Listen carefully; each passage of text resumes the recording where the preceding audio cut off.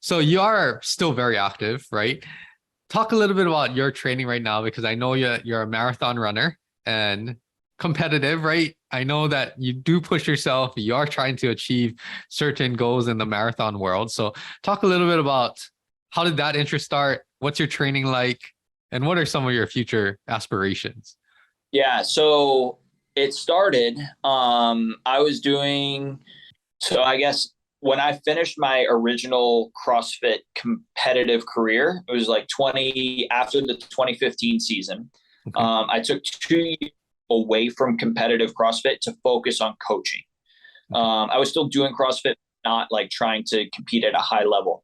And then I came here, and the change in schedule, the flexibility that we have, and the fact that I live 3 minutes from the gym kind of gave me the opportunity to start training and getting back into competitive shape. So I started that process, and I injured my back a little bit, but nothing that was too concerning. And I, came back from that, started down the process. And then I was pulling a power clean. I don't know. I think it was like 80%. And I just heard like 4 pops, and like the bar just fell to the ground. And like at that point, the only thing I could do without pain was bike and run. So we're based out of Atlanta. The world's largest 10K is in Atlanta. And one of my friends from college who played baseball with me happens to run it every year. Oh, So he just asked me to run it with him. So I was like, all right, well, I'll just kind of do that. So that was in 2019. And I just enjoyed the process of training for running. My time at that point, I think it was like 50 minutes. So not amazing 3 years ago. And then I decided like, I'm going to try for a half marathon, just see how that goes. And then eventually came up with the goal after the half marathon running. I think I ran like a 1:36. I was like, I want to try and break 3 hours in the marathon. So I kind of trained for that, and was able to do that this past January. wow, congrats. Barely snuck in. Thank you. So yeah, so now my running coach and I, it's an interesting, unique kind of relationship that we have. She was actually my girlfriend's college cross country coach, but there's a lot of like give and take.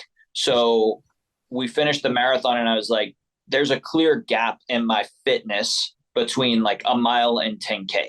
Like once I get beyond a 10K, my 10K time basically is my half marathon time. And then the half marathon and marathon gets a little bit more normalized. But I was like, if I can't be faster in these middle ground races, then I'm just artificially dampening my ability to be fast in a full marathon. Mm-hmm. So we kind of took a 6-7 month block to work on that. We're kind of coming out of that right now, moving back towards some longer distance stuff. And the goal is going to be hopefully to get selected for Boston. Not super hopeful, if I'm being honest, but if I can't get into Boston, then I will run another marathon in April at some point around there and see how far I can continue to push that time down. So that's kind of where I'm at now. Yeah, no, that's awesome that you're working towards that, and you're able to tolerate it. You said your back and your hip is relatively good when you're running, so it's something else that gets to one, you train towards, enjoy that process, be a little fit. I do want to ask one more question, since we didn't circle back to this, which is as a coach now, because thinking about all of your experiences, right? Even going through the hard times in the beginning of college, or even going back to high school, right? When you decided, I'm not going to play soccer because I don't want to be, in that environment where I'm not getting pushed, right? Or I'm not around the people that are striving for the same goal. Think about all of those things. And you as a coach now, even working with your marathon coach, how you said it's a two-way thing. Like, there's a lot of back and forth going. For me, that's my philosophy when I'm working with a lot of my athletes and clients, is that it's almost sometimes athletes are caught off guard. Like they're like, no, usually the coach just tells me what to do and I do it no matter what. But for me, especially with what I do with movement and getting you to perform better, if I do that, we could be going completely against all of the things that I want. So just real briefly, explain how that kind of taught you or formulated your methods, philosophy as a coach. Like it's very, I get from you, it's a very two-way thing. You individualize things, you communicate with your clients, but talk about how valuable that is. Yeah, I think even this is very much like a nuanced thing. Because I have athletes who don't want to think about any of it. They just want to be exactly what to do. But I check in with them all the time and I'm like, what do you feel like is improving at an acceptable rate? What is not improving at an acceptable rate? So I'm still getting their input. It's just not as directed as another athlete who's like, I want to attack these 4 things. Like, how do we get there? So it's what we use the phrase athlete centric. So we try to cater what the athlete wants and needs. Obviously, as you get to a certain level inside of sports, the coach needs to have a little bit more leeway to push back. Like I have a couple of athletes who are at the bubble level of qualifying for semifinals, which is the stage right before the stuff you see on TV. And it's one of those things that if they have clear gaps in their fitness, whether it's strength-based, gymnastics-based, cyclical-based, and they're saying, I just want to double down on my strengths, I have to, as a coach, kind of protect them from like losing out on all of those adaptations. So, it's one of those where it's like, I hear what you're saying, but if you can't keep yourself within the top 200 in the world in this workout, then it doesn't matter how good you are at these other 5 things.